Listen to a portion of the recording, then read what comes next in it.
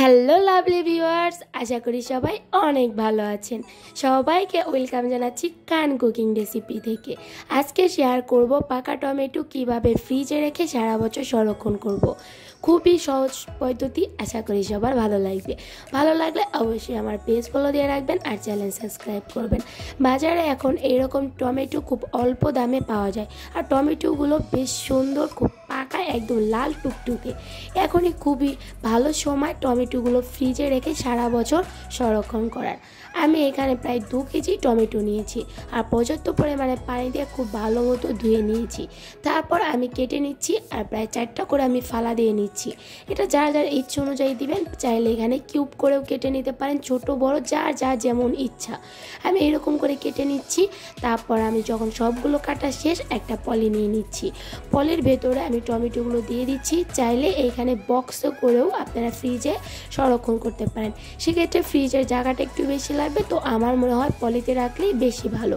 জায়গাটাও কম লাগবে, তার জন্য আমি পলি নিচ্ছি। প্রায় 5টার মতো প্যাকেট করে ফ্রিজে রেখে দিচ্ছি। রেখে দিয়ে আমি প্রায় 40 থেকে 45 মিনিট পর পর ফ্রিজ থেকে বের করে নিচ্ছি, আর হাতের সাহায্যে এরকম করে একটু নাড়িয়ে চাড়িয়ে নিচ্ছি।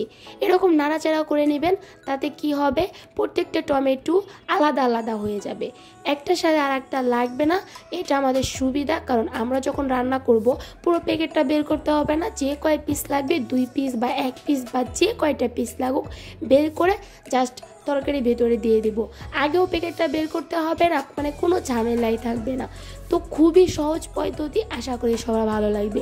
এরকম করে বের করে 1 মিনিটের মতো বা 1.5 মিনিটের মতো একটু নাড়াচাড়া করে নেবেন, আবার প্যাকেট করে ফ্রিজে রেখে দেবেন। এরকম করে প্রায় 5 বারের মতো 6 বারের মতো বের করবেন।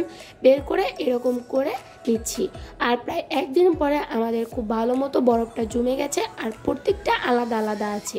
তো আমি এগুলো ঢেলে আপনাদের কাছে শেয়ার করছি। আমি একটা বল নিয়েছি, আর সেইখানে আমি টমেটোগুলো এখন নিয়ে নিচ্ছি। এরকম করে নিলে সবারই খুব সুবিধা হবে, কারণ পুরো প্যাকেট বের করে আবার ওইগুলোকে বরফ ছাড়িয়ে অনেক ঝামেলা হয়। তো এরকম করে নেবেন। তো দেখুন, কোনো টমেটোর সাথে কোনোটা লাগেনি, প্রত্যেকটা আলাদা আলাদা পিস আছে। তো এইটা খুবই একটা আমার মনে হয় সুবিধাজনক, আমার নিজের পার্সোনালভাবে খুব ভালো লাগে। আশা করি সবার খুব ভালো লেগেছে আজকের এই পদ্ধতিটা। যদি ভালো লাগে অবশ্যই আমার পেজ ফলো দিয়ে রাখবেন আর চ্যানেল সাবস্ক্রাইব করবেন। এরকম সহজ সহজ পদ্ধতি পেতে আর রেসিপি পেতে চাইলে আমার পেজটাও ঘুরে আসতে পারেন। তো আজকে এই পর্যন্ত, সবাইকে অনেক ধন্যবাদ জানাচ্ছি পুরো রেসিপিটা দেখার জন্য। ধন্যবাদ জানিয়ে এখানে বিদায় নিচ্ছি। আল্লাহ হাফেজ।